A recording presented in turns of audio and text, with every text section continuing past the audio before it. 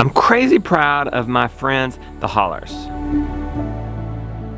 You see, 10 years ago, they had the dream to quit the rat race and set out to homestead together as a family. Just this area right here is like 20 chickens worth, and then we can move on. So they bled, sweated, shedded tears so that they could build up equity in their home, then travel clear across America and search for land that they could live off of. What do you think so far? Definitely possible. It's interesting. Lots of junk.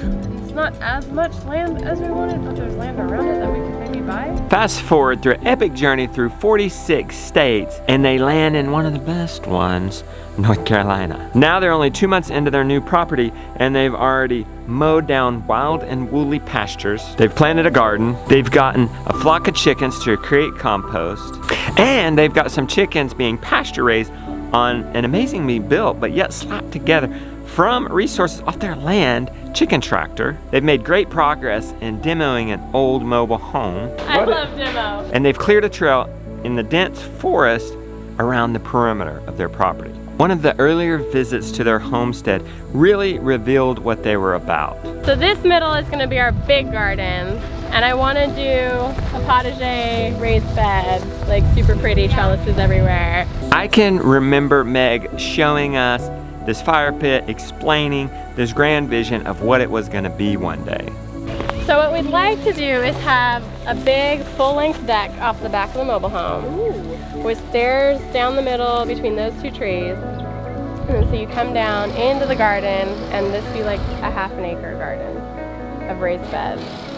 And then that way too, centrally located, when we have the farmhouse fixed up, then you can come up. So you come down into the garden or up into the garden.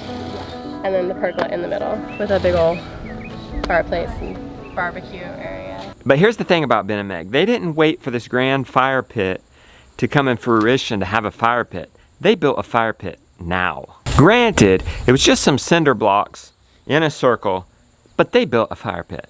Turns out that's how they've always been back in suburbia, California. Compost pile, gardens, chickens. They didn't wait to have broad acres. They were doing what they could in square feet.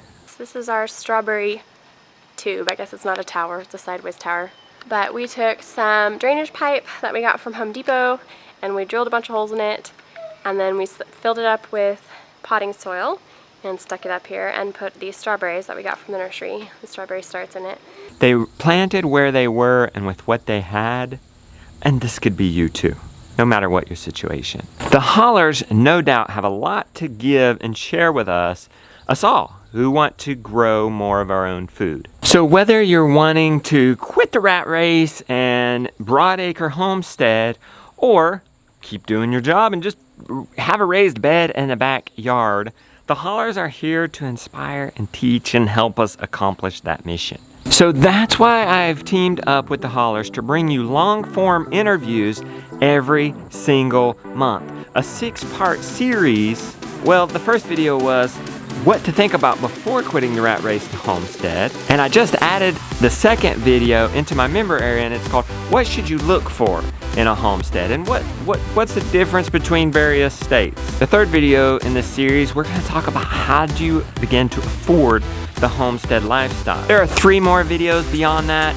talking about RV living, whether you're going to travel and find a homestead or live in an RV while you build up your homestead. We'll talk about how do you go into planning your new homestead, and then what do you begin to do first and how do you prioritize that. That's a 6-part series with the Hollers. But beyond the Hollers, there are hundreds of videos inside my Do-It-Yourself Abundance member area. We are bringing in others of my friends. You guys may know some of them. Al Lumna talking about cold climate homestead. Casey Oswich, my gardening coach, coming in and talking about fall gardening. The Fit Farmer coming in and talking about keeping fit on the farm.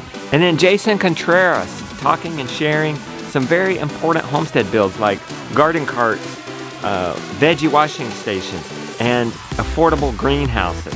So guys, that's just a little bit. That's just the tip of the iceberg of what we have inside my Do-It-Yourself Abundance member area. It's fall registration, y'all.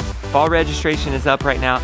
It's a limited time. I'll give you a link for that down in the description. If you're seeing this After fall registration is closed, we'll have some information on how to get on the wait list or maybe get in on the standard level. Standard level will be around, but guys, premium and annual memberships are gone after fall registration, and we won't open it up again until 2020. So please check out the description. We all can learn so much from the Hollers. I know you guys are going to enjoy it. So many people have already gotten in there and are enjoying it, and they're having a blast with it, and they're learning and being inspired. And I'm just so proud to have them on the team and be offering something as beautiful as this that is absolutely changing people's lives. So just go check it out.